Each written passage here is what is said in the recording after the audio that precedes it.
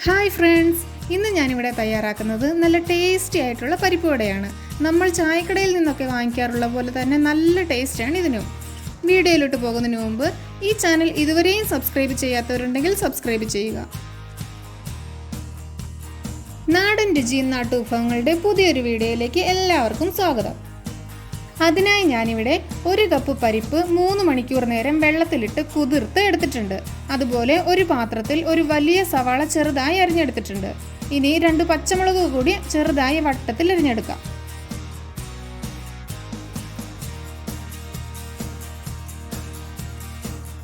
ഇനി മിക്സിയുടെ ജാറിലേക്ക് കുതിർത്ത് വെച്ചിരിക്കുന്ന പരിപ്പും കുറച്ച് അരിഞ്ഞ സവാളയും ഇട്ട് ഒന്ന് അരച്ചെടുക്കാം. നല്ല പേസ്റ്റ് പരുവത്തിൽ അരയേണ്ട ആവശ്യമില്ല, കുറച്ച് തരിതരിയായിട്ട് വേണം അരച്ചെടുക്കാൻ. ഇനി ഇതൊരു പാത്രത്തിലേക്ക് മാറ്റാം.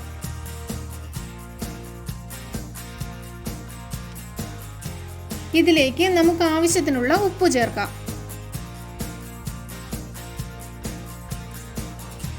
ഇനി അരിഞ്ഞു വെച്ചിരിക്കുന്ന പച്ചമുളകും ഒരു ചെറിയ കഷ്ണം ഇഞ്ചി പൊടിയായി അരിഞ്ഞതും കൂടി ഇട്ട് കൊടുക്കാം. അരിഞ്ഞ ബാക്കി സവാളയും ചേർത്തിട്ടുണ്ട്. എന്നിട്ട് ഇതെല്ലാം കൂടി നന്നായിട്ടൊന്ന് മിക്സ് ചെയ്തെടുക്കാം.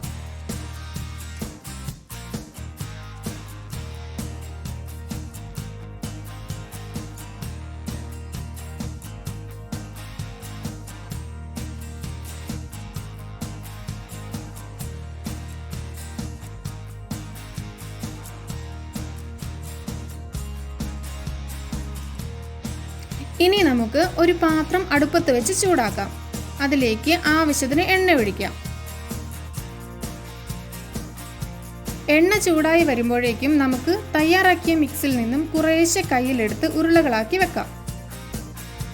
സമയത്ത് ഞാൻ 2 തണ്ട് കറിവേപ്പില കൂടി ഇടുന്നുണ്ട്. നേരത്തെ ഇടാൻ മറന്നുപോയതാണ്.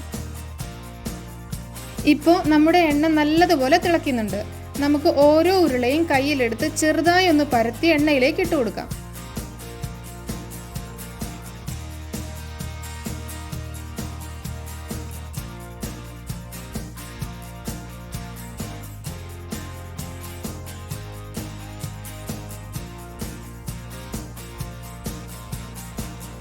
ഒരു സൈഡൊക്കെ ഒന്ന് മൂത്ത് വരുമ്പോൾ മറിച്ചിട്ട് കൊടുത്ത് മറു സൈഡ് കൂടി വേവിച്ചെടുക്കാം.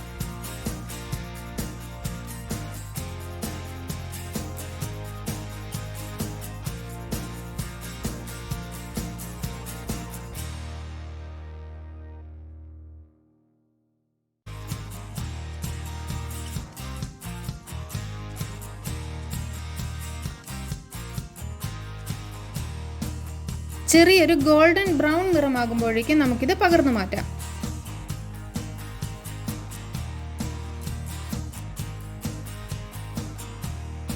അങ്ങനെ നമ്മളെല്ലാം ഫ്രൈ ചെയ്തെടുത്തിട്ടുണ്ട്. നല്ല ക്രിസ്പി ആയിട്ടുള്ള വടയാണ്, അതുപോലെ തന്നെ നല്ല ടേസ്റ്റുമാണ്. അപ്പോൾ നിങ്ങൾ ഒരു തവണയെങ്കിലും വീട്ടിൽ ഇതൊന്ന് ട്രൈ ചെയ്ത് നോക്കണം. അപ്പോൾ ഇന്നത്തെ റെസിപ്പി എല്ലാവർക്കും ഇഷ്ടമായി എന്ന് കരുതുന്നു. മറ്റൊരു റെസിപ്പിയുമായി വീണ്ടും കാണാം. ബൈ.